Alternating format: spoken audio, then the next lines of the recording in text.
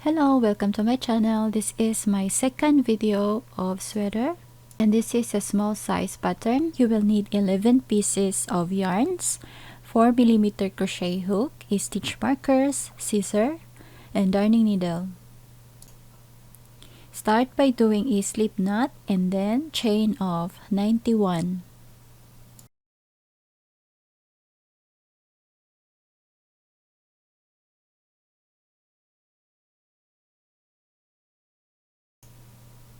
Then once you have a 91 chains, single crochet second chain from the hook at the back chain. 1, 2, 3,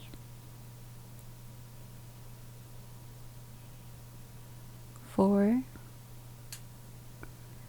5, 6, 7, 8, 9, 10, 11, 12, 13, 14, and 15. Now we have 15 single crochet. And then in the next chain, do a half double crochet. Half double crochet in the following stitches. At this last chain, half double crochet,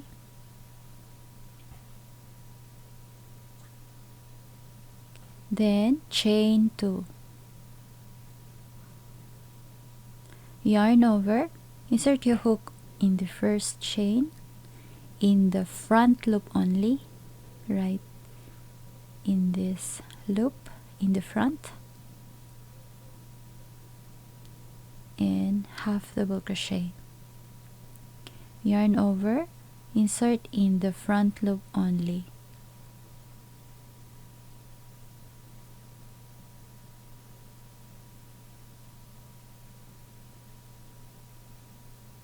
and then repeat half double crochet in the front loop only in the following stitches.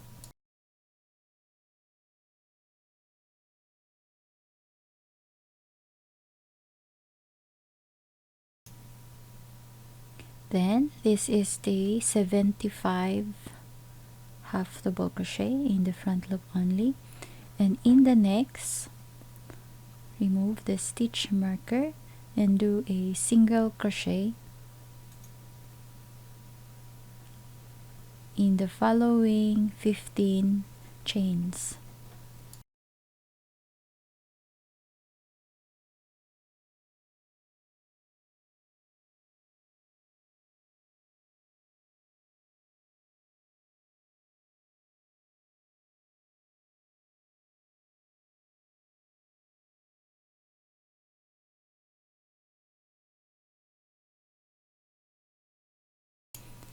And then 15. Chain 1 and then single crochet in the first and single crochet in each of the following 15 chains, and then after do a half double crochet in the front loop only stitch in the following 75 stitches in this side front loop only, and then repeat the same in row 4 to row 17. And this is what it looked like once you're done with the rows of 17.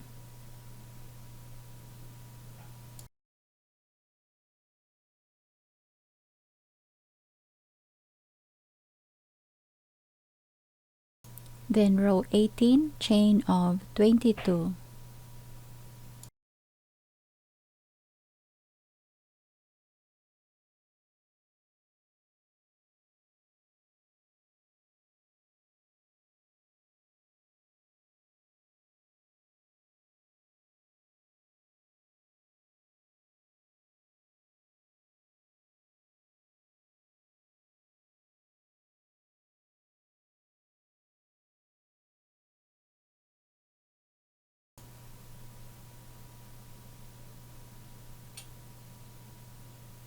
Then double crochet, third chain from the hook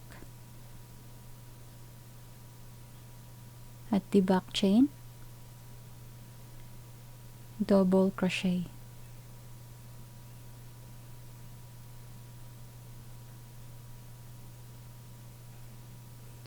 and then double crochet in the following 19 chains.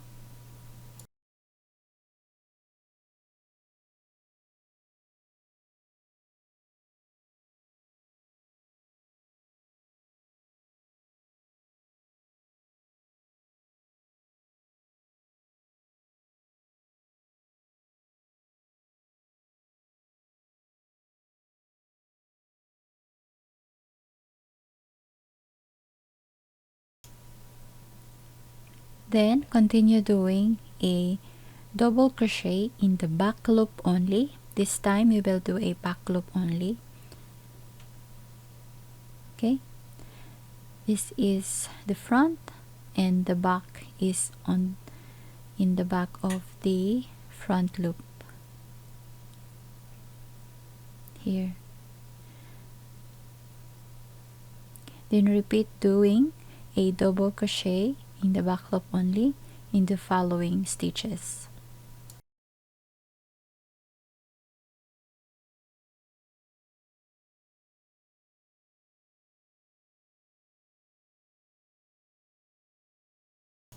Okay, so repeat double crochet here in the back loop only, and then single crochet 15 in this side.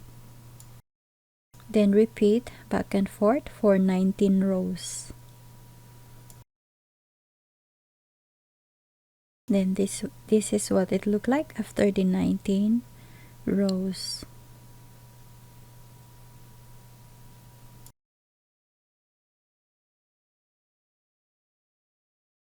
Then at this time, do the same on the other side, a total of 17 rows, doing a half double crochet, front loop only, and 75, and single crochet 15. Okay, so like this stitch, and then you need to make another one so that we will connect these two panel in the back and front. Once you're done with your last panel, do not cut the yarn. Insert your hook in this last chain across the other panel, and then chain 1.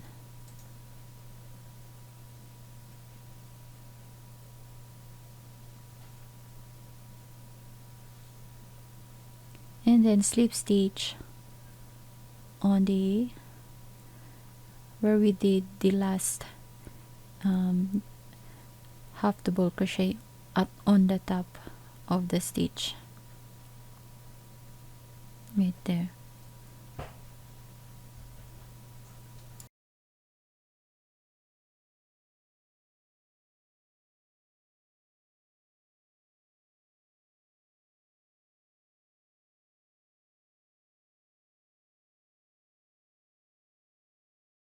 So just repeat a slip stitch on the last stitch on the half double crochet, chain 1, slip stitch on the last half double crochet across.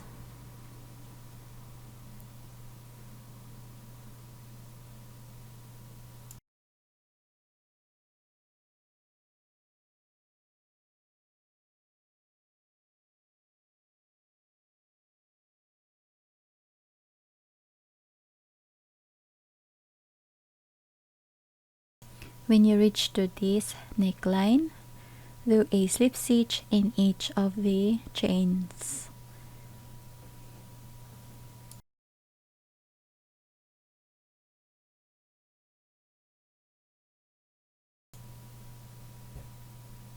Then now we will do this pattern for the shoulder and arm. We'll do a chain of 67, a half double crochet, and then a single crochet. for 26 rows. Okay, chain of 67, and then half double crochet, third chain from the hook,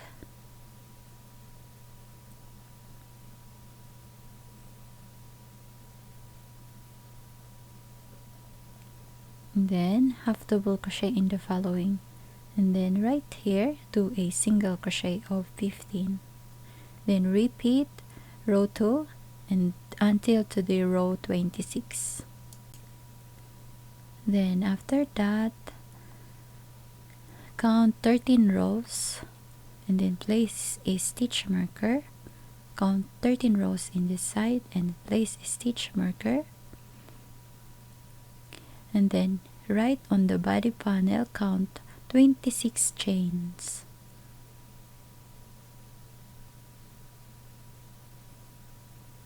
And then place the stitch marker, and then same thing on the other side.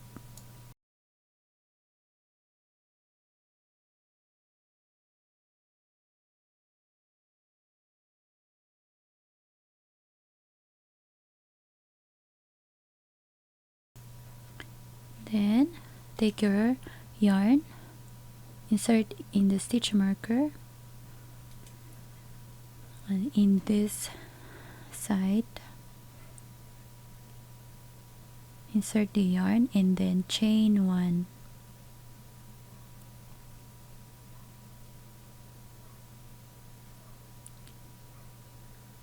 and then skip the first chain on the body panel and slip stitch.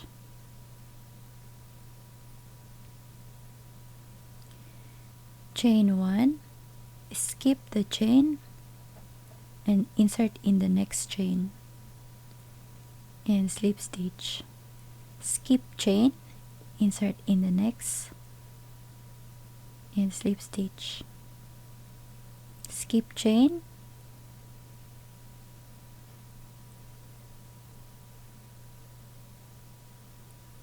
and slip stitch.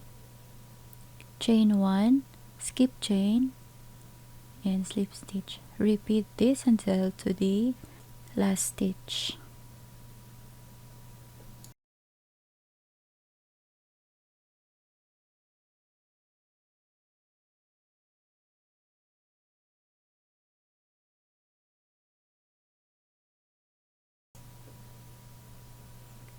Okay, once done, in this side we will do a slip stitch in each. Insert the hook on the last chain on the single crochet, insert the yarn, chain, and then slip stitch each.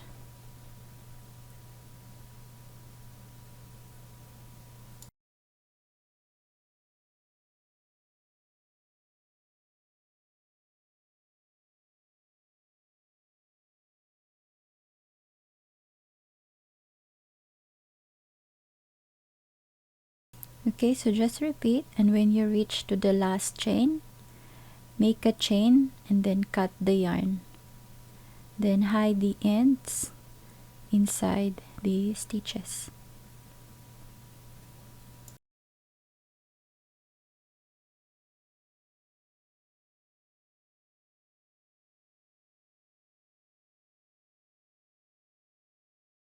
Okay, so that's all for the tutorial. If you have hard time doing this one, check in my last recent video. I have the sweater tutorial.